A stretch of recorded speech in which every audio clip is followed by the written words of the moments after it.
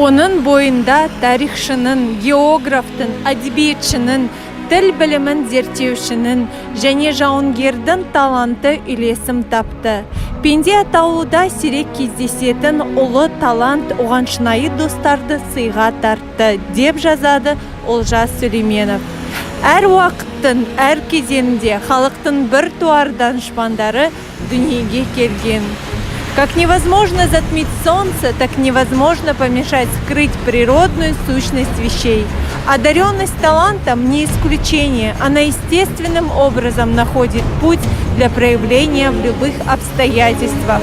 Ярким примером подтверждения этого факта является жизнь и деятельность потомка хана Аблая, принца казахской степи, просветителя, этнографа и филолога Шокана Уалиханова. Шокан Уалиханов родился в 1835 году в Орде-Зимовке Кунтимес Аман-Карагайского района Внешнего округа, ныне аул Кунтимес в Сарыкольском районе Кустанайской области. В этом году исполняется 185 лет со дня его рождения. Природа наделила его феноменальными способностями, однако судьба к нему была немилостива, отпустив всего лишь 30 неполных лет жизни. В нашей области, на его малой родине, в поселке Кунтимес, есть памятник, посвященный Шокану, а также в городе Аркалык, поселке Ауликоль. В районе Ауликоль есть 2 школы. В нашем городе, а также в других населенных пунктах имеются улицы, названные в его честь.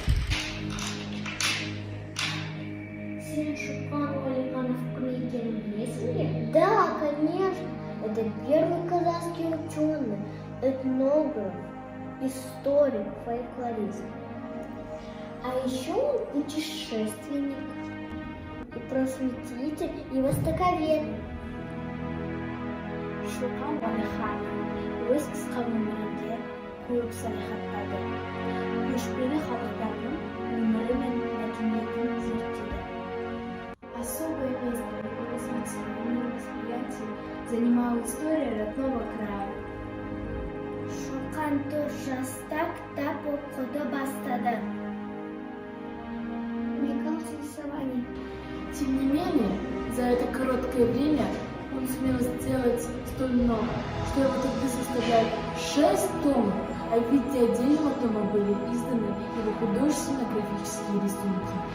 Чем дальше нас уводит река времени дня рождения Шокана, тем ярче нам видится подвиг, совершенный этим юным дарованием, Оставившим после себя бесценное научное наследие.